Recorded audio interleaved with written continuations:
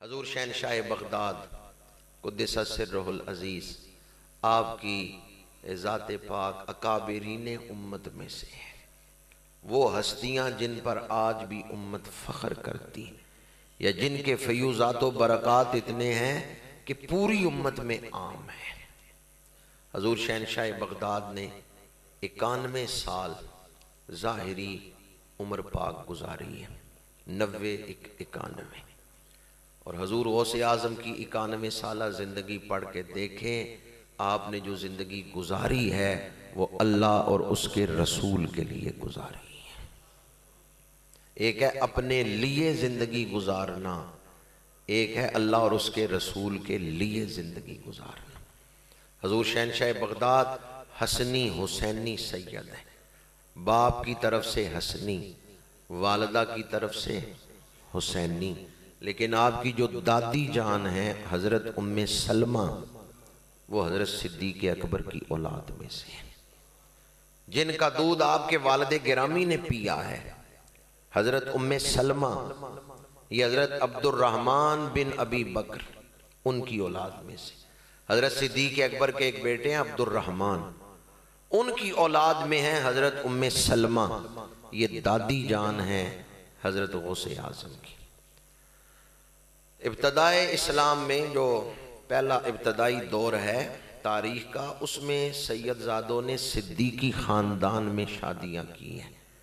حسینی سادات میں حضرت امام جعفر صادق، انہوں نے جس ماں کا دودھ پیا حضرت ام فروہ، وہ حضرت صدیق اکبر کی پڑپوتی ہے۔ حسنی سید ہوں یا حسینی سید ہوں، دنیا میں ان کی نسل چلی ہے تو انہوں نے صدیقی ماؤں کا دودھ پیا ہے۔ حضرت امام جعفر صادق کی والدہ ام فروہ، وہ حضرت صدیق اکبر کی اولاد میں سے۔ آج دنیا میں جو حسینی سید ہیں وہ حضرت امام جعفر صادق کی اولاد میں سے۔ اور ادھر حسنی سادات، ان میں بھی بہت ساری خواتین ہیں حسنی سادات میں، ایک کا ذکر میں آپ کے سامنے کر رہا ہوں کہ حضور غوث اعظم کی جو دادی جان ہے حضرت ام سلمہ، وہ حضرت صدیق اکبر کی اولاد میں سے۔ حسنی حسینی سادات نے صدیقی گھروں میں رشتہ داری کر کے دنیا کو بتا دیا ہے کہ ہم صدیق اکبر کو ماننے والے ہیں، صدیق اکبر کی خلافت بھی برحق ہے، صدیق اکبر کے فیصلے بھی برحق ہیں۔ حضرت غوث اعظم نے قرآن پاک حفظ کیا ہے اور پھر اپنی والدہ سے اجازت لے کے بغداد آئے ہیں دین کا علم حاصل کرنے کے لیے۔ تاریخ کی کتابوں میں آپ کے خطوط ملتے ہیں، آپ کے ایک بھائی تھے وہ والدہ کی خدمت میں تھے اور آپ بغداد میں آ گئے۔ جیلان جو ہے وہ آج کل ایران میں ہے، تو آپ گویا ایران سے عراق تشریف لے گئے ہیں دین کا علم پڑھنے کے لیے۔ حسنی حسینی سید ہیں، پیدائشی ولی ہیں، اس کے باوجود دین پڑھنے کے لیے جا رہے ہیں۔ اس کا مطلب کیا ہے کہ حضور غوث اعظم نے بتا دیا دین کیا علم جو ہے اس کی اہمیت کیا ہے۔ بندہ پیدائشی ولی ہو اور رگوں میں امام حسن کا، حضرت امام حسین کے خون کی تاثیر ہو تو پیر بننے کے لیے تو یہ چیزیں کافی ہیں، لیکن آپ نے ظاہری علم حاصل کیا۔ آپ کی والدہ آپ کو خط لکھتی ہیں بغداد، تو اس میں اپنی جدائی کا ذکر کرتی ہیں کہ میرا دل تڑپتا ہے تمہیں دیکھنے کے لیے، تو آپ والدہ کو جواب دیتے ہیں امی جان اگر آپ فرمائیں تو میں سب کچھ چھوڑ کے واپس آ جاتا ہوں۔ تو آپ کی والدہ پھر جواب لکھتی ہیں نہیں عبد القادر، میں اس پر خوش ہوں کہ تو بغداد میں رہ کے دین پڑھ اور رسول اللہ کی امت کی خدمت کر۔ آپ کی والدہ اپنی جدائی کا دکھ برداشت کر رہی ہیں لیکن پسند کرتی ہیں کہ آپ دین کا علم پڑھیں۔ پھر آپ نے دین پڑھنے کے بعد اشاعت دین کے لیے تدریس بھی کی ہے، تقریر بھی کی ہے، کتابیں بھی لکھی ہیں اور مریدین کو توجہ بھی دی ہے۔ یعنی دین پھیلانے کے جتنے طریقے ہیں وہ سارے آپ نے اختیار فرمائے۔ کتابیں بھی لکھی ہیں، تدریس بھی کی ہے، واعظ و نصیحت بھی فرمایا ہے، اور مریدین کو حلقہ تربیت میں توجہ بھی دی ہے۔ حضور غوث اعظم کوئی یک رخی شخصیت نہیں ہے، بلکہ آپ ایک ایسا چمکتا ہوا ہیرا ہیں، جس زاویے سے، جس پہلو سے دیکھیں آپ کی ذات چمکتی ہوئی نظر آتی ہے۔ علماء میں دیکھیں تو آپ علامہ دہر نظر آتے ہیں، مصنفین میں دیکھیں آپ اس دور کے مصنف کتب کثیرہ نظر آتے ہیں، مشائخ میں دیکھیں تو آج بھی چار دانگے عالم میں آپ کا فیض نظر آتا ہے۔ بعض پیر ایسے ہیں کہ ان کے پاس عوام گئے ہیں لیکن علماء جا کے بیعت نہیں ہوئے، اور بعض پیر ایسے ہیں جن کے پاس علماء جا کے بیعت ہوئے ہیں، عوام نہیں گئے، عوام تھوڑے گئے ہیں، علماء زیادہ بیعت ہوئے۔ لیکن حضور غوث اعظم ایسی شخصیت ہیں، علماء بھی بیعت ہو رہے ہیں، عوام بھی بیعت ہو رہے ہیں۔ بعض بزرگ تاریخ میں ایسے گزرے ہیں جن کی بیعت عوام نے کی ہے، بادشاہوں نے نہیں کی، امیر لوگ نہیں گئے۔ لیکن حضور غوث اعظم ایسی ہستی ہیں جن کے پاس عوام بھی آ رہے ہیں، وقت کے بادشاہ بھی آ رہے ہیں۔ مستنجد باللہ آتا ہے، آپ کبھی عمراء کے لیے کھڑے نہیں ہوئے تھے، اور آپ اتنا اعلیٰ لباس پہنتے تھے کہ خود عمراء آپ کا لباس دیکھ کے حیران ہوتے تھے۔ حضور غوث اعظم کو ایسی جلالت اللہ نے عطا فرمائی تھی۔ حضور شہنشاہ بغداد رضی اللہ تعالیٰ عنہ ایسی ہماگیر شخصیت ہیں، میں یہ نہیں کہتا کہ آپ غوث ہیں، غوث تو آپ کے دروازے کے نوکر ہیں، غوث تو آپ کے دروازے کے سائل ہیں، آپ تو غوثوں کے غوث ہیں۔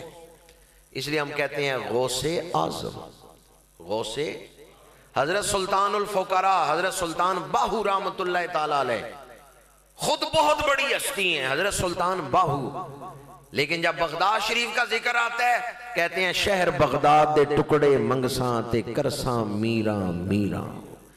یہ کون ہیں جو غوث اعظم کے دروازے پہ سائل بن کے، گدا بن کے کھڑے ہیں؟ شہر بغداد دے ٹکڑے منگساں تے کرساں میراں میراں، یہ خود سلطان الفقراء۔ بر صغیر میں علم حدیث لانے والی شخصیات میں بہت بڑا نام محقق علی الاطلاق شیخ عبدالحق محدث دہلی، آپ قادری سلسلے میں بیعت، آپ حضور غوث اعظم کی اولاد کے مرید ہیں، شیخ محمد موسیٰ گیلانی، ان کے ہاتھ پہ آپ نے بیعت کی۔ اور بر صغیر کی تاریخ میں بہت بڑے فقیہ جن کے فتاوی کی کوئی اور مثل بر صغیر کی تاریخ میں نہیں نظر آتی، سب سے بڑے فتاوی ہیں تو فتاوی رضویہ ہیں۔ اعلیٰ حضرت شاہ احمد رضا خان بریلوی جب شہنشاہ بغداد کے ساتھ اپنی نسبت بیان کرتے ہیں تو اپنے آپ کو کس جگہ رکھ کے کھڑا کر کے بیان کرتے ہیں؟ کہتے ہیں تجھ سے در، در سے سگ، سگ سے ہے مجھ کو نسبت، میری گردن میں بھی ہے دور کا ڈورا تیرا۔ اے شہنشاہ بغداد، آپ کے دروازے کا جو کتا ہے میں احمد رضا اس کتے کا بھی نوکر ہوں۔ ہم اندھوں کو کیا پتا غوث اعظم کون ہے؟ آنکھ والوں سے پوچھیں شہنشاہ بغداد کون ہے۔ اعلیٰ حضرت کہتے ہیں غوث اعظم جو آپ کے دروازے کا سگ ہے نا، کتا ہے، میں احمد رضا اس کتے کا بھی نوکر ہوں۔ تجھ سے در، در سے سگ، سگ سے ہے مجھ کو نسبت، میری گردن میں بھی ہے دور کا ڈورا تیرا۔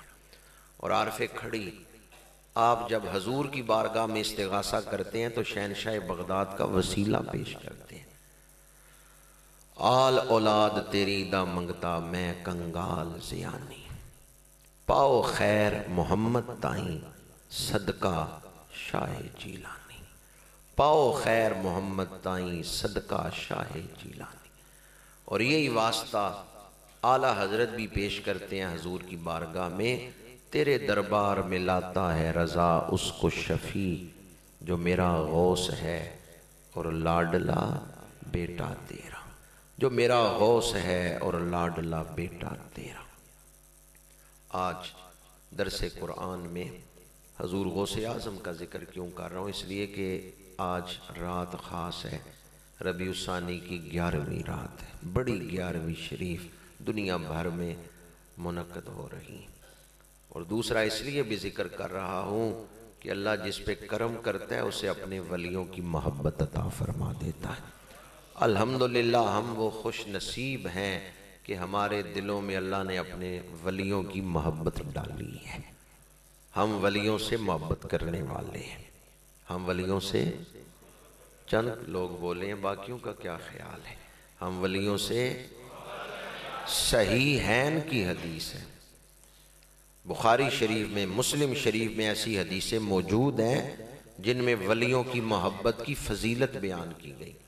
مسلم شریف میں حدیث پاک ہے، قیامت کے دن اللہ فرمائے گا کہاں ہیں وہ لوگ جو میری وجہ سے میرے بندوں سے محبت کرتے تھے؟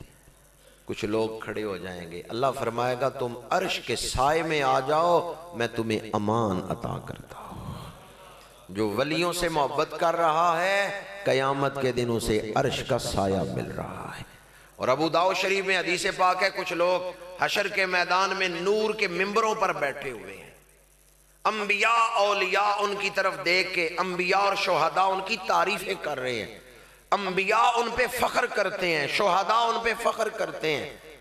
یا رسول اللہ یہ کون لوگ ہوں گے جو قیامت کے دن نور کے ممبروں پہ بیٹھے ہوئے ہوں گے؟ فرمایا یہ وہ لوگ ہیں جو اللہ کے لیے اللہ والوں سے محبت کرتے ہیں۔ تو اللہ تعالیٰ کی رضا کے لیے اللہ والوں سے محبت کرنا، اس کی فضیلت احادیث میں بیان کی گئی۔ ایک حدیث پاک میں ہے، زمانہ ایک نہیں تھا، بعد میں آنے والے نے پہلے زمانے میں گزرے ہوئے کسی ولی کا ذکر سنا، اس سے محبت کی، قیامت کے دن اللہ دونوں کو اکٹھا کر دے گا۔ گناہگار کبھی اپنے آپ کو دیکھے گا، کبھی اس ولی کو دیکھے گا، یا اللہ میں کہاں اور کہاں تیرا یہ مقرب بندہ، مجھے اس کے اتنا قریب کھڑا کر دیا۔ اللہ فرمائے گا تو دنیا میں اس سے محبت کرتا تھا، ملاقات نہیں ہو سکی، آج میں تجھے اس محبت کا صلہ دے رہا ہوں، میں نے تجھے اس سے ملا دیا ہے، اس کا قرب بخش دیا ہے۔ ہم امید کرتے ہیں کہ ہم جو اولیاء سے محبت کر رہے ہیں، قیامت کے دن اللہ تعالیٰ اس کا اجر عطا فرمائے گا تو ہمیں اپنے بندوں کا قرب عطا فرمائے گا۔ حضور غوث اعظم کی محبت اللہ تعالیٰ کی نعمتوں میں سے ایک خاص نعمت ہے، پر یاد رکھیں محبت ناقص ہوتی ہے اگر محبوب کی تعلیمات پہ عمل نہ کیا جائے۔ حضور غوث اعظم نے قرآن پاک کی تفسیر بھی لکھی ہے، اس گناہگار کے پاس موجود ہے تفسیر جیلانی۔ حضور غوث اعظم نے قرآن پڑھایا ہے، حضور غوث اعظم نے قرآن سکھایا ہے، حضور غوث اعظم فتویٰ بھی دیتے تھے، اور حضور غوث اعظم نے جو سلسلہ قادریہ کی بیعت لی ہے وہ کس چیز کی بیعت تھی؟ تعلیمات قادریہ میں پہلی چیز ہے مجاہدہ۔ کیا چیز؟ بنیاد ہے سلسلہ قادریہ کی کہ ہم اللہ کے لیے محنت کریں گے۔ مجاہدے کا مطلب کہ اللہ کی رضا کے لیے محنت کریں گے۔ جتنی محنت آپ کرتے ہیں دنیا کے لیے، اس سے آدھی محنت بھی اگر اللہ کی رضا کے لیے کریں، دنیا بھی سنور جائے گی، آخرت بھی سنور جائے گی۔ اور سلسلہ قادریہ کی دوسری تعلیم ہے توکل۔ اللہ نے جو آپ کی قسمت میں لکھ دیا ہے نا، وہ کوئی نہیں چھینے گا، اور جو آپ کی قسمت میں نہیں لکھا آپ وہ حاصل نہیں کر سکتے۔ قسمت پہ، تقدیر پہ ایمان لائیں اور اس پر اعتماد رکھیں۔ ہاں محنت کرنا اور دنیا میں اپنا نصیب حاصل کرنے کے لیے محنت کرنا، فرائض ادا کرنا، اسلام اس کا حکم دیتا ہے، اس کی تعلیم دیتا ہے، لیکن ہرس سے بچنے کے لیے، گناہوں سے بچنے کے لیے کہ کہیں ہرس میں مبتلا ہو کے دل تباہ نہ ہو جائے، سلسلہ قادریہ میں مجاہدے کے بعد دوسری چیز جو رکھی گئی ہے وہ ہے توکل، کہ میرا نصیب مجھے مل کے رہے گا۔ کائنات کا نظام چلانے والا نے میرے لیے جو نصیب لکھا ہے وہ مجھے مل کے رہے گا۔ دامن وقت میں گنجائش نہیں، ورنہ سلسلہ عالیہ قادریہ کی اور تعلیمات آپ کے سامنے بیان کرتا۔ ایک تعلیم عرض کر رہا ہوں حضور غوث اعظم کی طبیعت پاک کے حوالے سے۔ حضور غوث اعظم جلد معاف کرنے والے تھے اور اللہ کے عشق میں رونے والے تھے، یعنی آپ نرم طبیعت کے مالک تھے، آپ کی طبیعت میں نرمی تھی، اور یہ نرمی رسول اللہ کا خاص فیض ہے۔ قرآن کہتے ہیں فَبِمَا رَحْمَةٍ مِّنَ اللَّهِ لِنْتَ لَهُمْ وَلَوْ كُنْتَ فَظًّا غَلِيظَ الْقَلْبِ لَانفَضُّوا مِنْ حَوْلِكَ فَبِمَا رَحْمَةٍ مِّنَ اللَّهِ لِنْتَ لَهُمْ۔ یہ جو نرمی ہے طبیعت کی، یہ حضور کا خاص فیض ہے۔ حضور غوث اعظم کی طبیعت میں بھی نرمی تھی۔ جب آخرت کا ذکر ہوتا، اللہ کی معرفت کا ذکر ہوتا، حضور غوث اعظم کی آنکھوں سے اشکوں کی برسات جاری ہو جاتی، اور اگر کوئی حضور غوث اعظم سے معافی مانگتا آپ بہت جلد اسے معاف فرما دیتے تھے۔ آج ہمارے دل جو سخت ہوئے ہیں اس کے بہت سارے اسباب ہیں، اب دامن وقت میں گنجائش نہیں کہ دل کی سختی کے اسباب میں آپ کے سامنے بیان کروں۔ ہاں ایک وظیفہ بیان کر رہا ہوں جس سے دل کی نرمی حاصل ہوتی ہے۔ حدیث پاک ہے مسند امام احمد میں، ایک صحابی نے عرض کیا یا رسول اللہ دل سخت ہو گیا ہے، نرمی کے لیے کوئی وظیفہ عطا فرمائیں۔ کبھی حضور نے نگاہ فرما کے دل نرم کیے ہیں، کبھی میرے آقا کریم نے کوئی وظیفہ پڑھنے کے لیے دیا ہے، لیکن آج حضور نے جو وظیفہ عطا کیا وہ کرنے والا تھا۔ فرمایا جاؤ کسی بھوکے کو کھانا کھلاؤ، یا جاؤ کسی یتیم کے سر پہ ہاتھ رکھو۔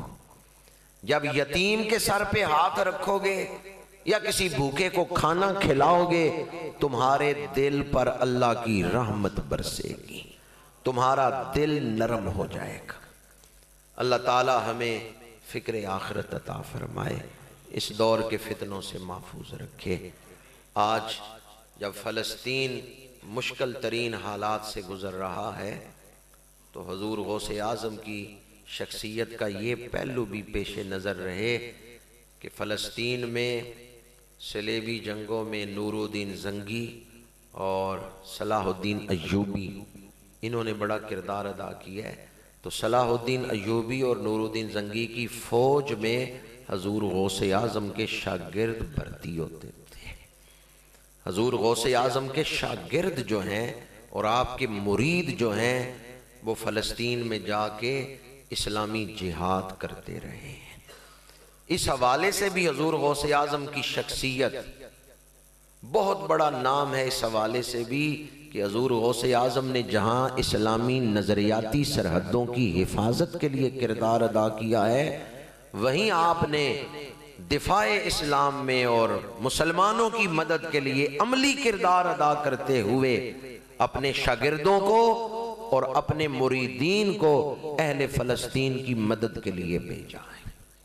تاریخ پڑھ کے دیکھیں تو پتہ چلتا ہے کہ حضور غوث اعظم نے جو علماء تیار کیے وہ دین کے خادم تیار کیے تھے، وہ دین کے لیے سب کچھ لٹا دینے والے لوگ تیار کیے تھے۔ میں اپنی گفتگو کو اس پیغام پر ہی سمیٹتا ہوں، فتنوں کے اس دور میں اگر آپ بزرگوں سے جڑے رہیں گے تو فتنوں سے بچ جائیں گے۔ حضور غوث اعظم کی محبت جو ہے یہ بھی ایمان پر خاتمے کے وظائف میں سے ہے۔ مولانا روم کا شعر ہے یک زمانہ صحبت با اولیاء بہتر از 100 سالہ طاعت بے ریا۔ حاجی امداد اللہ مہاجر مکی سے سوال ہوا، اس کو مولوی اشرف علی تھانوی نے لکھا ہے کہ حاجی امداد اللہ مہاجر مکی سے پوچھا گیا مولانا روم نے یہ کیا لکھ دیا ہے، ایک طرف 100 سال کی عبادت، ایک طرف ایک لمحہ جو ولی کی محفل میں گزرا ہے۔ تو حاجی امداد اللہ مہاجر مکی نے فرمایا 100 سال نمازیں پڑھ لو، خطرہ ہے آخری وقت کہیں شیطان اتنا سخت حملہ نہ کرے کہ ایمان ضائع ہو جائے، لیکن اگر تم ولیوں سے محبت کرنے والے ہو تو اس کا کم از کم فائدہ یہ ہوگا مرتے دم تمہاری زبان پہ کلمہ جاری ہو جائے گا۔ شرک پور شریف ایک آدمی آیا، اس نے سوال کیا حضرت میاں شیر محمد شرک پوری رحمت اللہ تعالیٰ علیہ سے کہ ہمارے دور کے کچھ لوگ پڑھتے ہیں المدد شیئا للہ یا غوث اعظم دستگیر، تو کیا یہ جائز ہے پڑھنا؟ حضرت شیر ربانی سے اس نے پوچھا، آپ نے فرمایا تیرا کیا خیال ہے، تو کیا سمجھتا ہے اس کو؟ اس نے کہا میں تو اس کو جائز نہیں سمجھتا کہ حضور غوث اعظم کو مدد کے لیے پکارا جائے، المدد یا المدد شیئا للہ یا غوث اعظم دستگیر، میں تو اس کو جائز نہیں سمجھتا۔ تو حضرت میاں شیر محمد شرک پوری رحمۃ اللہ تعالیٰ علیہ نے خود یہ کلمہ پڑھا، پکارا حضور غوث اعظم کو مدد کے لیے، المدد یا غوث اعظم دستگیر، تو پردے ہٹ گئے، اس غیر مقلد کو حضور غوث اعظم کی زیارت ہو گئی۔ آپ کی وجاہت دیکھ کے وہ کانپنے لگا۔ تو حضرت میاں شیر ربانی نے فرمایا کیوں کانپ رہے ہو؟ اس نے کہا جن کو آپ نے بلایا ہے وہ میرے سامنے کھڑے ہیں۔ تو آپ نے فرمایا کہ ہم یوں ہی نہیں یا غوث اعظم دستگیر المدد کہہ کے پکار رہے، جب کوئی صدقے دل سے پکارتا ہے ان کی روحانی مدد شامل حال ہوتی ہے۔ اللہ تعالی ہمیں سلف صالحین کے نقش قدم پر چلنے کی توفیق عطا فرمائے، ان سے جڑے رہنے کی توفیق عطا فرمائے۔ بعض لوگ کہتے ہیں ولی شیعی کوئی نہیں، باب شیعی کوئی نہیں، تو میں کہتا ہوں قرآن نے فرمایا ہے انعم اللہ علیہ من النبیین والصدیقین والشہداء والصالحین، دیانتداری سے بتائیں جن پر اللہ کا انعام ہوا ہے وہ کوئی شے نہیں۔ جن پر اللہ کا انعام ہوا ہے آپ کہہ سکتے ہیں اللہ کا انعام کوئی چیز نہیں۔ ابھی نماز میں آپ پڑھیں گے صراط الذین، یا اللہ ان کے راستے پر چلا جن پر تو نے، تو آپ یہ ترجمہ کر سکتے ہیں یا اللہ انہاں دے راہ تے چلا جڑے شیعی کوئی نہیں، یہ ترجمہ ہو سکتا ہے۔ انعام کا ذکر ہے، یا اللہ ان کے راستے پہ چلا جن پر تو نے انعام کیا ہے۔ قرآن نے جو دعا سکھائی ہے یہ ترجمہ تو ہو ہی نہیں سکتا یا اللہ انہاں دے راہ تے چلا جڑے شیعی کوئی نہیں۔ آج بعض لوگ یہ ترجمہ کر رہے ہیں، اس لیے میں آپ کو بتا رہا ہوں جن پر اللہ کا انعام ہوا ہے وہ بڑی شان رکھتے ہیں، اللہ کا انعام بڑی عظمتیں رکھتا ہے، اللہ کا انعام بڑے کمالات رکھتا ہے۔ جن پر اللہ کا انعام ہوا انبیاء، صدیقین، شہداء اور صالحین، یہ چاروں گروہ عظمتوں والے ہیں، کمالات والے ہیں، رفتوں اور بلندیوں والے ہیں۔ اللہ تعالی ہمیں ان کی تعلیمات پر عمل پیرا ہونے کی توفیق عطا فرمائے۔ وآخر دعوانا ان الحمد للہ رب العالمین۔